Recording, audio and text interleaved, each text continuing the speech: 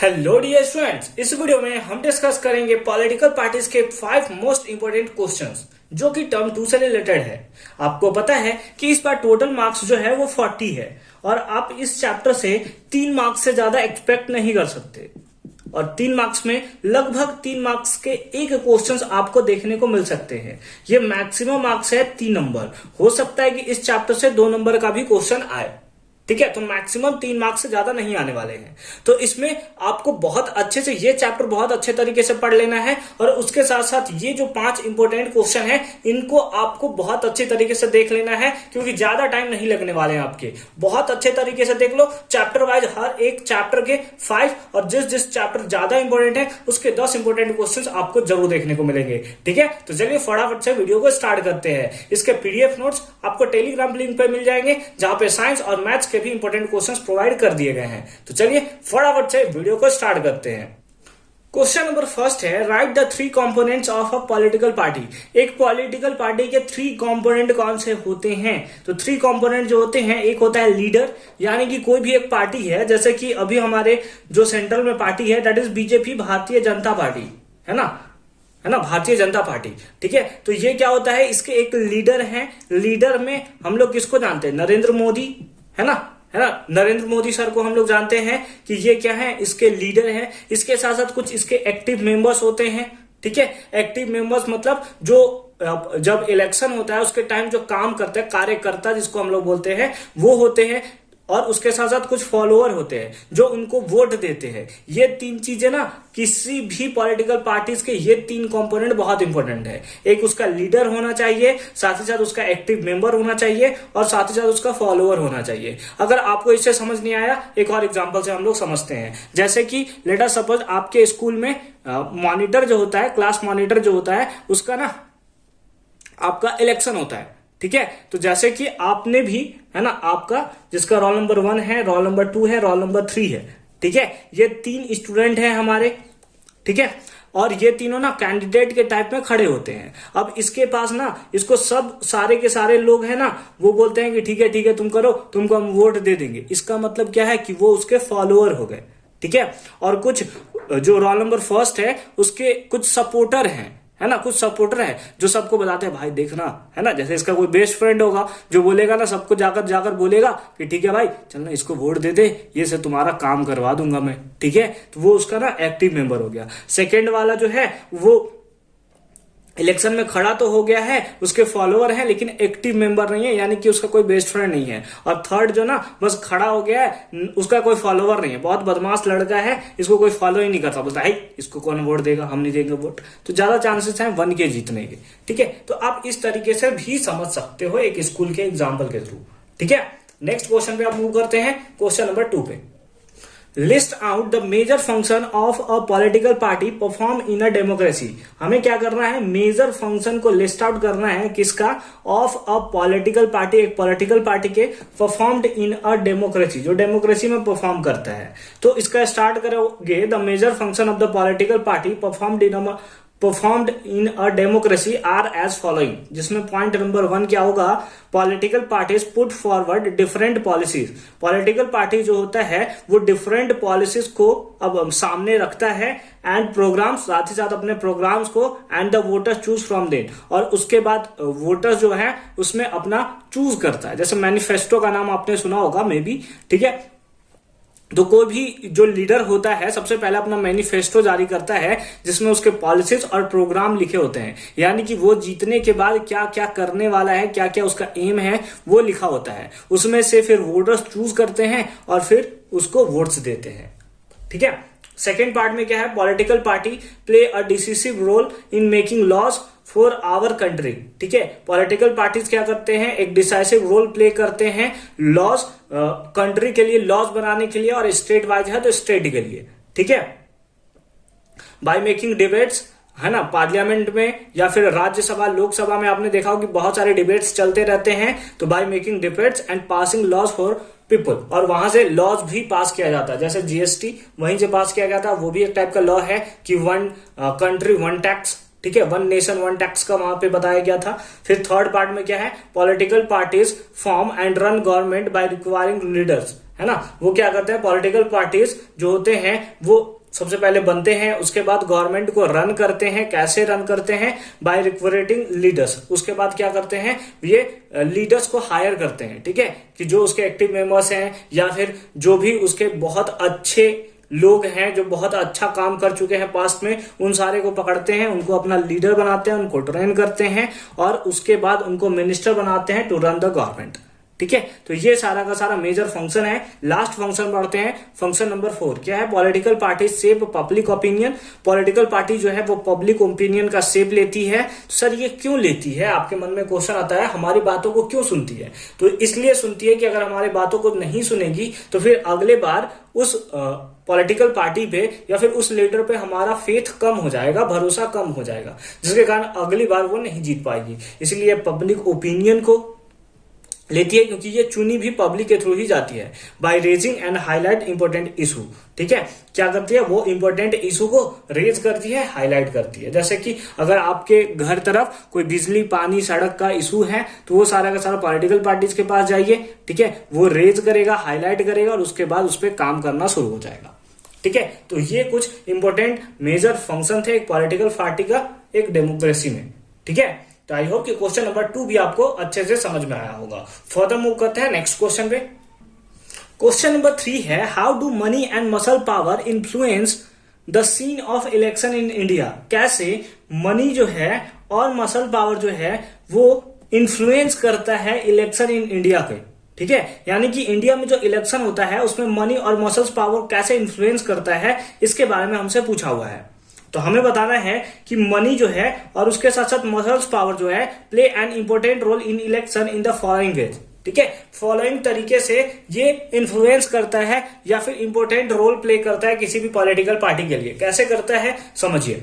हालांकि ये अच्छा नहीं है मनी और मसल पावर किसी भी इलेक्शंस को इन्फ्लुएंस करने के लिए, लेकिन फिर भी क्योंकि ये इन्फ्लुएंस करता है इसीलिए हमें पढ़ना है। पहला क्या है, role of money and muscle power in parties specially during election. ये सारा का सारा आपको देखने को मिल रहा होगा कि मनी और मसल्स पावर का पार्टीज स्पेशली तब यूज करती हैं जब इलेक्शन का टाइम आता है। जैसे इलेक्शन के टाइम में किसी पार्टी को लगता है कि मेरे कम वोट आ सकते हैं तो वो पैसा बांटना शुरू कर देती है, सबको पैसा दे देती है कि भाई तुम मेरे को इलेक्शन दिला, ले 1000, ले 2000, ले 5000, ठीक है। ऐसे सबको खरीदना शुरू कर सकती है, ऐसे आप बोल सकते हो, ठीक है। During election is growing parties tends to nominate those candidates, और वैसे कैंडिडेट्स को नॉमिनेट भी करती है हु हैव, जिसके पास या कैन रेज मनी, ठीक है, जिसके पास पैसा हो या फिर जो पैसे को रेज कर सकता है, ठीक है, वैसे को वो नॉमिनेट करती है। तो इस तरह से आप देख रहे हैं मनी और मसल पावर। हालांकि अभी तो मनी के बारे में केवल बात किए हैं कि मनी जो है वो इन्फ्लुएंस कर रही है इलेक्शन ऑफ इंडिया को। हालांकि हम लोग को होना ये चाहिए कि हमारे पॉलिटिकल पार्टी वैसे कैंडिडेट को चूज करे जिनके पास वो क्वालिटी है, जिसके कारण वो कैंडिडेट बन रहे हैं, ना कि क्योंकि उनके पास ज्यादा पैसा है इसलिए उनको नॉमिनेट किया जा रहा है। सेकेंड पार्ट में बोलते हैं, rich people and companies who gives fund to the parties tends to have influence on the policies and decision of the party. अब कुछ कुछ रिच पीपुल होते हैं, रिच कंपनीज होती हैं, वो क्या करते हैं किसी एक पार्टी को फंड देती है ताकि अगर तुम जीत जाओगे तो तुम मेरा ये पॉलिसी लागू करोगे, ठीक है। यानी कि क्या है, rich people and companies who give fund to the parties, ठीक है। रिच पीपुल और कंपनीज क्या होती हैं, फंड देती हैं पार्टीज को। क्यों फंड देती है पार्टीज को, tends to influence on the policy, और इसी के कारण वो पॉलिसी पे इन्फ्लुएंस्ड आता है इन रिच पीपुल का। जैसे कि अगर कोई जमीन है जो रिच पीपुल उसको इशू हो रहा है उस जमीन को लेकर, तो जब पॉलिटिकल पार्टी बनेगी जो रिच पीपुल के थ्रू बनी है, ठीक है, उससे फंड लेकर बनी है, तो वो बहुत जल्दी निपटारा चाहेंगे कि इस जमीन का जल्दी से जल्दी निपटारा हो जाए ताकि रिच पीपुल उस पर अच्छे तरीके से काम कर सके, ठीक है। And decision of the party, समझ गए। पॉइंट नंबर 3 पे, ठीक है, पॉइंट नंबर 3 पे आते हैं। इन सम केसेस, कुछ केसेस में पार्टी जो होती है वो क्रिमिनल को ही सपोर्ट करती हैं। और क्रिमिनल को क्यों सपोर्ट करती हैं, क्योंकि उनके पास मसल पावर बहुत ज्यादा होता है, उनसे बहुत लोग डरते हैं। तो जब वो वोट मांगने जाएगा तो लोग तो ऐसे ही डर के मारे उसको वोट कर देंगे, ठीक है, क्योंकि उसके पास पावर बहुत ज्यादा है। Who can win election due to their power, जो कि इलेक्शन को विन करता है अपने पावर के दम पे, अपने मसल पावर के दम पे, ठीक है, तो इस टाइप से आप समझ सकते हैं कि कैसे मनी और मसल पावर जो है एक इलेक्शन को इन्फ्लुएंस करता है। अब नेक्स्ट क्वेश्चन पे मूव करते हैं। क्वेश्चन नंबर 4 है, what do you mean by regional और स्टेट पार्टी। ठीक है, आप क्या रीजनल पार्टी और स्टेट पार्टी से आप क्या समझते हो। Mention the criteria to recognize a political party as state party. ठीक है, और आपको मेंशन करना है कुछ क्राइटेरिया जिससे एक पॉलिटिकल पार्टी को आप स्टेट पार्टी बोल सकते हो। तो सबसे पहले हम लोग समझते हैं कि रीजनल पार्टी और स्टेट पार्टी होता क्या है। शॉर्ट में समझना चाहें तो हम लोग ऐसे समझ सकते हैं कि ऐसा पार्टी जो कुछ स्टेट कुछ रीजन में वर्क करता है, दैट इज स्टेट पार्टी और रीजनल पार्टी। तो क्या है, the parties that are present in only one of the federal units. ठीक है, कुछ मतलब हम लोग ओनली वन फेडरल यूनिट्स, कुछ फेडरल यूनिट्स में हमें देखने को मिलता है, एक फेडरल यूनिट्स में हमें देखने को मिलता है इज कॉल्ड रीजनल पार्टीज या फिर स्टेट पार्टी। उसे हम रीजनल पार्टी बोलते हैं या फिर हम लोग स्टेट पार्टी बोलते हैं। जैसे अगर एग्जाम्पल में कुछ हम समझना चाहें तो एग्जाम्पल हालांकि आगे दिया हुआ है कि some of the regional parties are Biju Janata Dal, Sikkim Democratic Front, Mizo Democratic Front, ETC. ठीक है, जैसे जो मैं रहता हूं झारखंड में रहता हूं और यहाँ के रीजनल पार्टी का नाम है जेएमएम, यानी कि झारखंड मुक्ति मोर्चा। ठीक है, उसी टाइप से आप बताओगे कि आपके स्टेट का नाम पहले लिखोगे और उसके बाद उस आपको रीजनल पार्टी का नाम बताना है कि कौन सा रीजनल पार्टी वहां पे वर्क करता है। ठीक है, तो ये आप हमें कमेंट सेक्शन में जरूर बताओगे। ठीक है, अच्छी बात है। नेक्स्ट पे आगे मूव करते हैं। आगे हमसे पूछा हुआ था मेंशन द क्राइटेरिया, हमने वो क्राइटेरिया के बारे में बताना था जिससे एक पॉलिटिकल पार्टी स्टेट पार्टी बन जाएगा। तो क्या होगा, the party that secure at least 6%, कितना 6%, उसको क्या होना चाहिए, at least 6% of the total votes का उसको 6% मिलना चाहिए इन एन इलेक्शन। यानी कि स्टेट लेवल पे जो भी इलेक्शन होता है to the legislative assembly of the state, मतलब स्टेट लेवल पे जो होता है आपका इलेक्शन, उसमें कम से कम उसको 6% वोट तो मिलना ही मिलना चाहिए, अदरवाइज वो आपका रीजनल स्टेट या फिर हम लोग का रीजनल पार्टी या फिर स्टेट पार्टी नहीं रहेगा। उसके साथ साथ क्या है, एंड विंस एटलीस्ट 2 सीट, और उसके साथ साथ 2 सीट वो जितना भी चाहिए, कम से कम 6% वोट चाहिए और उसमें वो 2% सीट जितना भी चाहिए। ठीक है, लेकिन सर अगर वो 2 क्राइटेरिया को फुलफिल नहीं कर पाया तो क्या होगा, अगर दोनों क्राइटेरिया को फुलफिल नहीं कर पाया तो वो रीजनल पार्टी या फिर स्टेट पार्टी नहीं होगा। of state and wins at least 2 seats in the recognized as a state party. These are commonly referred to as the regional party. ठीक है, और उसके बाद फिर उसको हम लोग रेफर्ड करते हैं एज अ रीजनल पार्टी की तरह। कुछ एग्जांपल मैंने आपको बताया था, जैसे बीजू जनता दल, सिक्किम डेमोक्रेटिक फ्रंट। ठीक है, नाम से क्लियर है, सिक्किम में काम करता है, मिजो यानी Mizoram Democratic Front, which are the conscious about their state identity, जो कि अपने स्टेट आइडेंटिटी को लेकर कॉन्शियस है। ठीक है, तो आई होप कि क्वेश्चन नंबर 4 आपको बहुत अच्छे तरीके से समझ में आया होगा। जो मैंने आपको बोला है कमेंट सेक्शन में बताने, वो कमेंट सेक्शन में आप जरूर बताओगे, हम उस पर लाइक जरूर करेंगे। ठीक है, फटाफट से बताओ कमेंट सेक्शन में। उसके साथ साथ अगर आपने अभी तक हमें टेलीग्राम पे ज्वाइन नहीं किया है तो मेक श्योर कि आप हमें टेलीग्राम पे भी ज्वाइन कर लेना। ठीक है, फर्दर मूव करते हैं लास्ट क्वेश्चन पे।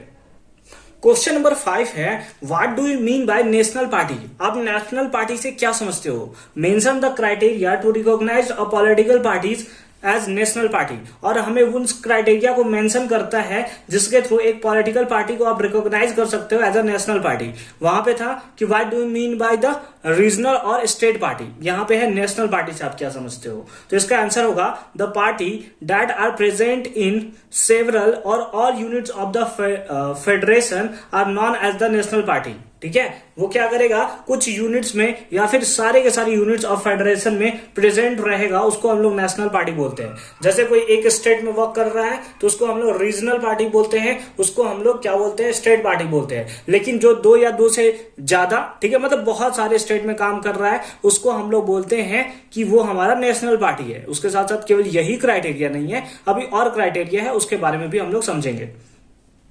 ठीक है, या फिर सारे के सारे यूनिट्स में, जैसे बीजेपी का एग्जांपल आप लोगे तो वो सारे स्टेट्स में वर्क करता है, सारे स्टेट्स में फंक्शन करता है। तो बीजेपी जो है उसे आप नेशनल पार्टी के जैसा समझ सकते हो नहीं, है ही। ठीक है, और कांग्रेस भी सारे के सारे स्टेट के इलेक्शन में पार्टिसिपेट करता है, इसका मतलब वो भी हमारा है एक नेशनल पार्टी।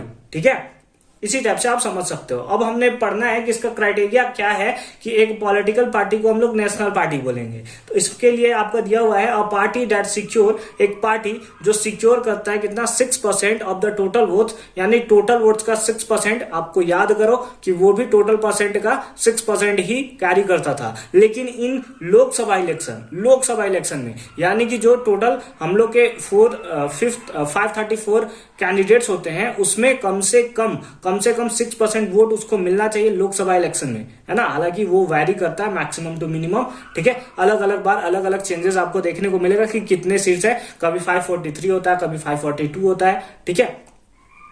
हालांकि आपने पढ़ा होगा कि मैक्सिमम कितना होता है, मिनिमम कितना होता है, उस पर अभी बात नहीं करेंगे। 6% टोटल वोट्स का लोकसभा इलेक्शन में उसको किसी भी हालत में चाहिए ही चाहिए। और असेंबली इलेक्शन, ठीक है, इन 4 स्टेट, ठीक है, या फिर असेंबली इलेक्शन में 4 स्टेट के असेंबली इलेक्शन में उसे 6% वोट चाहिए, ठीक है। And win at least 4 seat, और कम से कम वो 4 सीट जीता हुआ होना चाहिए। अगर 4 सीट उसने नहीं जीता है, इसका मतलब वो नेशनल पार्टी नहीं है, उसका मतलब वो रीजनल पार्टी है, वो स्टेट पार्टी है, ठीक है। समझ गए। इन लोकसभा, ठीक है, यानी कि 4 सीट लोकसभा में वो जीतना ही जीतना चाहिए। अगर उससे किसी का कम आ गया, इसका मतलब वो क्या हो गया, वो नेशनल पार्टी नहीं रहा। Is it recognized as the national party, ठीक है। This party are given unique symbol. कुछ इन सारे पार्टीज को ना वो एक यूनिक सिंबल दिया जाता है। जैसे बीजेपी का आपने कमल का फूल देखा, कांग्रेस में आपने ये इस टाइप से हाथ देखा होगा, ठीक है, मतलब यही 5 उंगली देखा होगा आपने, ठीक है। तो उस टाइप से पंजा छाप बोलते हैं उसको हम लोग, ठीक है। एक यूनिक सिंबल होता है। Only the official candidates of the party can use that election symbol, ठीक है। और कुछ केवल उसके जो ऑफिशियल कैंडिडेट्स होते हैं वही उस सिंबल का यूज कर सकते हैं, ठीक है। एग्जांपल के लिए अगर आप समझो तो बीजेपी और कांग्रेस आप समझ सकते हो कि वो एज अ नेशनल पार्टी हम लोग का वर्क करता है। ऐसे बहुत सारे एग्जांपल्स हैं, जैसे बीएसपी भी जो है वो भी आपका as a national party, TMC जो है वो भी एज अ नेशनल पार्टी है, रिकॉग्नाइज उसे भी किया जाता है, ठीक है। लेकिन ये आपके मेजर एग्जाम्पल है जो आप याद कर लोगे, एकदम सिंपल है, आपको बार बार ये आपके आसपास नाम सुनते हुए देखने को मिल रहे होंगे, ठीक है। तो ये 5 इंपॉर्टेंट क्वेश्चन है, इनको आप बहुत अच्छे तरीके से करके रख लोगे। एक मैं आपको एडिशनल क्वेश्चन देता हूं जो कि आपको हमें कमेंट सेक्शन में बताना है। कमेंट सेक्शन में इससे पहले मैंने आपको बताया था कि स्टेट का नाम लिखना है, उसके बाद अपने पार्टी का नाम बताना है कि आपके स्टेट में कौन सा स्टेट पार्टी या फिर रीजनल पार्टी वर्क करता है, ठीक है। और उसके साथ साथ इसका भी आंसर लिखना है जो मैं नेक्स्ट क्वेश्चन आपको देने वाला हूं, क्योंकि ये आपके एग्जामिनेशन के लिए इंपॉर्टेंट है। तो क्वेश्चन है, what do you understand by anti defection law, है ना। एंटी डिफेक्शन लॉ क्या होता है, इससे आप क्या समझते हो, ये आपको बताना है हमारे कमेंट सेक्शन में। तो फटाफट से कमेंट को भर दो एंटी डिफेक्शन लॉ के थ्रू, ठीक है। मिलते हैं आपसे नेक्स्ट वीडियो में एक नए इंपॉर्टेंट क्वेश्चंस के साथ। नेक्स्ट आप किस चैप्टर के ऊपर इंपॉर्टेंट क्वेश्चंस का सीरीज देखना चाहते हो, आप हमें कमेंट सेक्शन में जरूर बताओगे, क्योंकि अगले दिन हम उसी के ऊपर लेकर आ जाए, ठीक है। मिलते हैं आपसे नेक्स्ट वीडियो में, तब तक के लिए अच्छे से पढ़ाई करते रहिए।